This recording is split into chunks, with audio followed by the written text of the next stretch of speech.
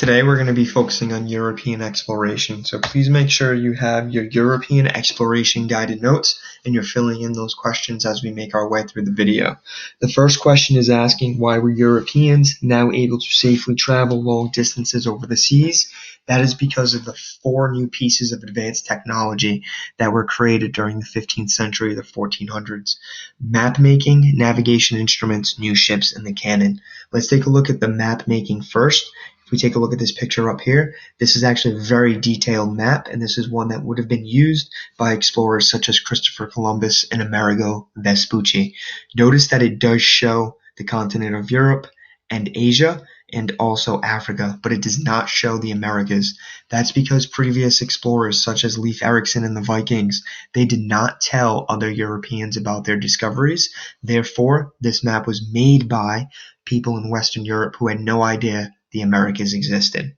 Navigation instruments. The 2, compass and the astrolabe. The compass made it much easier for explorers to find out what direction they were traveling in.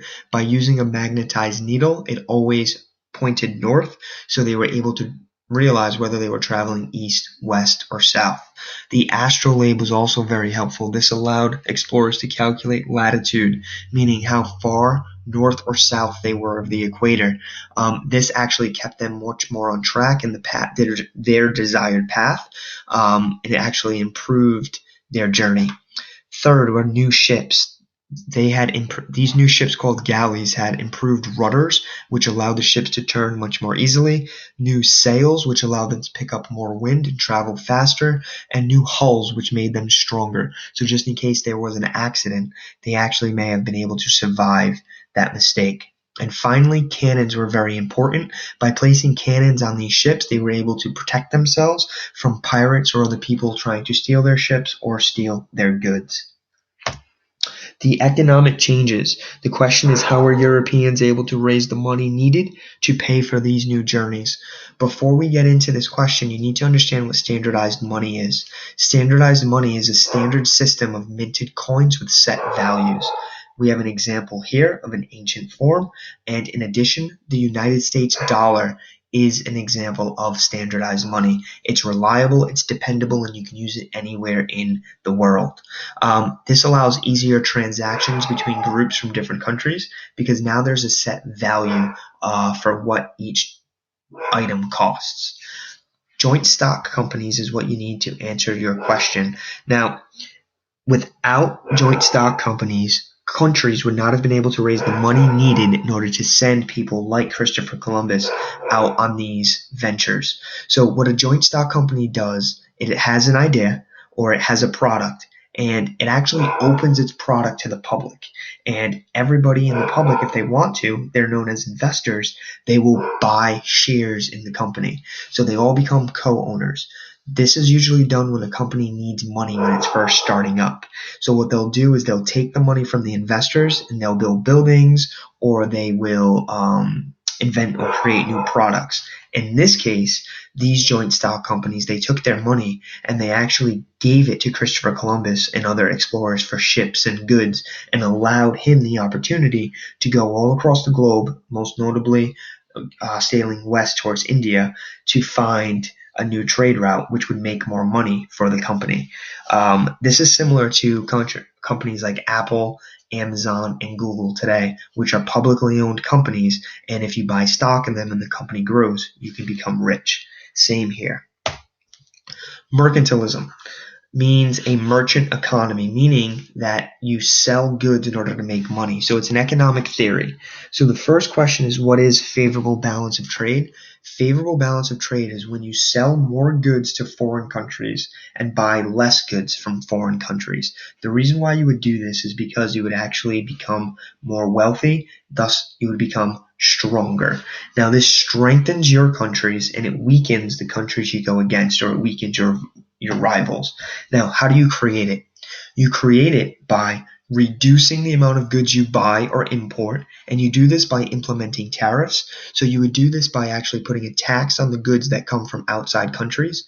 That would make those goods more expensive when you're selling them in your own country, and it would make the goods made in your country, such as the US, cheaper. Clearly, people would buy the cheaper product, and that would actually make more money for the companies within your country. Now, obviously, like I just mentioned, that means higher prices on foreign goods. The second way is that you sell finished goods rather than raw materials. So I have an example here. This wood or timber would be raw materials.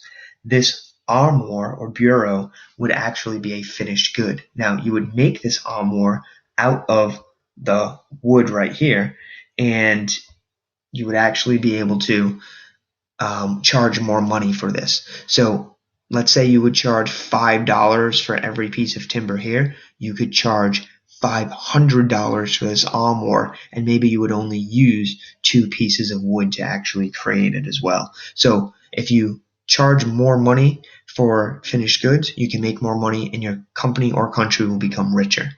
Now, the second question is, why were colonies important to trade? They were important to trade for 3 reasons. The first reason is these colonies, especially in Mexico and especially in Southwest United States, they had gold and silver. So these explorers would take this gold and silver, take it back to Europe, and actually be able to create more minted coins, making that country richer. Secondly, it would have raw materials that the countries didn't have. Europe is very small, and they have a lot of countries in Europe. So countries' access to natural resources were very slim. Therefore, they were able to actually get the raw materials such as timber or gold or silver in the colonies. And finally, there was a new market to sell goods. So you had people not only buying your goods in Europe, you had people such as indigenous people or new settlers in the colonies buying your goods as well. More people buying your goods, the more money your company or country can actually make. Okay, emigration factors. You need to know the difference between emigrate and immigrate. Emigrate means to leave a country, immigrate means to enter a country. So if you're pushing or getting pushed out of your country, that means you would be pushed out of your country because there were wars going on, there may have been unemployment, famine, which means starvation, disease, or urban crowding. This would all force you out of your country because your life wouldn't be as good as you wanted it to. Now, conversely, there might be factors that are pulling you out of your country.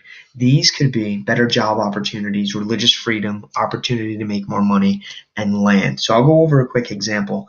We have Syria today. Many people are leaving Syria and going to countries in Europe such as Germany, England, and France. That's because wars in Syria are pushing people out of their country.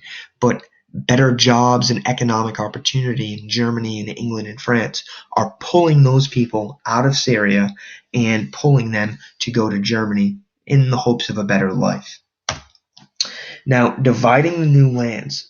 The importance of the Treaty of Torreceda is that now that these explorers are moving all across the globe, they're actually fighting over these new lands, and they needed to come up with an agreement to see who owned the new lands that were found, because you had explorers from multiple countries making their way to the same land.